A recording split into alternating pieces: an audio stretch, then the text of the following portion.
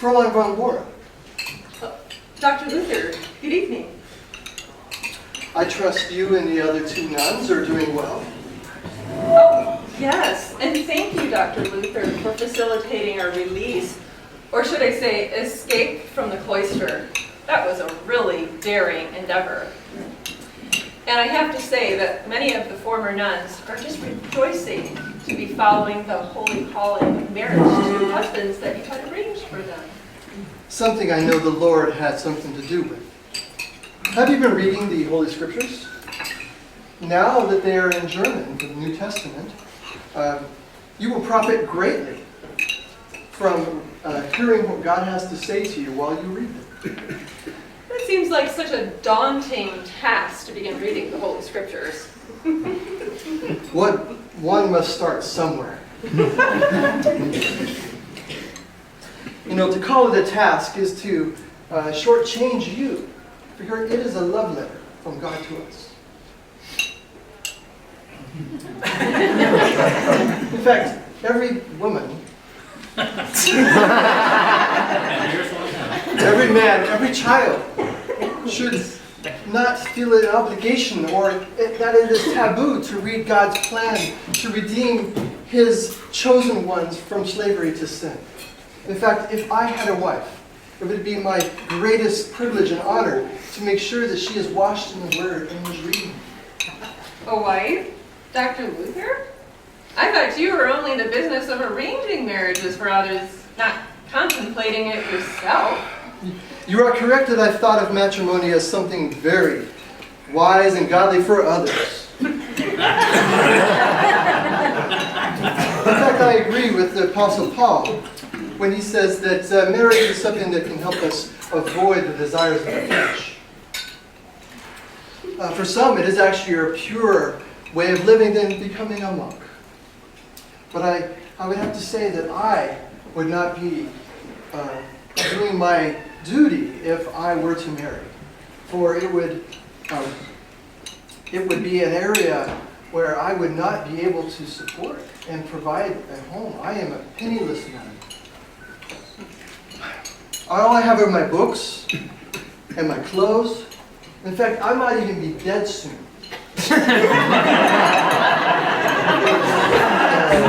Burned at the stake. The Pope has his way. You shouldn't assume that all women would consider marriage to you a risk. Many of the women whom you found husbands for made their decision based on a desire for security, companionship, some out of even a romantic ideal. I think those are all worthy goals. But I also agree with something that I have heard you speak of before. Oh, and what was that? That we bring greater contempt for the gospel by our fear. You risked your life when you did not recant before the emperor and the Pope's representatives.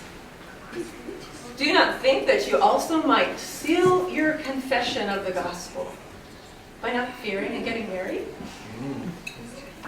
And what of his potential wife?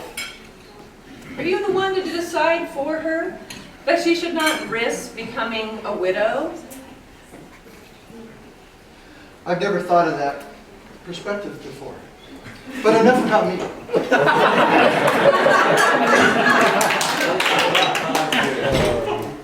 Of the employment, is that enough for you? I have sought earnestly to seek out a husband for you. Well, this patrician from Nuremberg would have been fine, except that his family objected to the match. For that, I'm very sorry.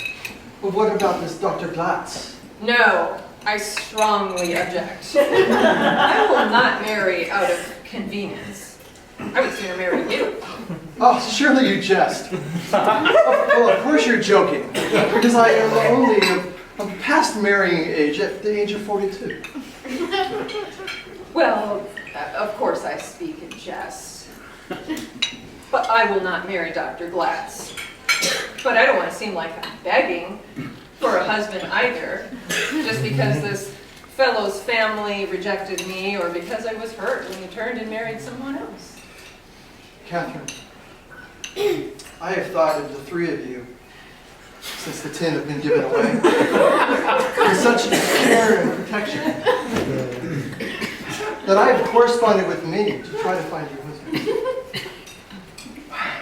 Now it looks as though I will be giving the other two away and you will only be left. That appears that is God's choice for me. I'll confess, I'm not a romantic about the idea of marriage. And you may have been joking that you might have married one such as me. But I have been contemplating that there might be some compelling reasons for me to get married. Not the least of which is that I believe in marriage. One such reason, it would really please my father. Carrying on the family name by marrying you. Surely, you're not asking for my hand. And for that reason. Oh, no. To spite the Pope and the devil.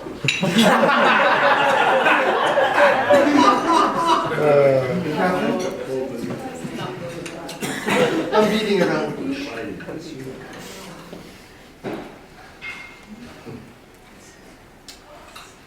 Would you let this old man bring greater glory to the cause of Christ by becoming his wife? Catherine. Kate. May I call you Kate?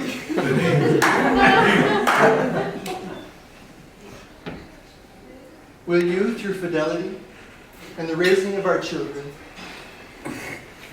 whatever humble abode we reside in, walk this narrow path with me? Yes, Dr.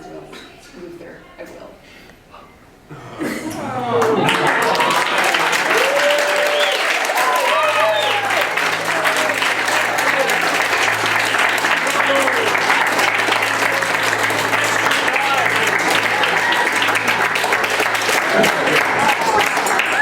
Dr. Luther, kiss your bride. 2 weeks.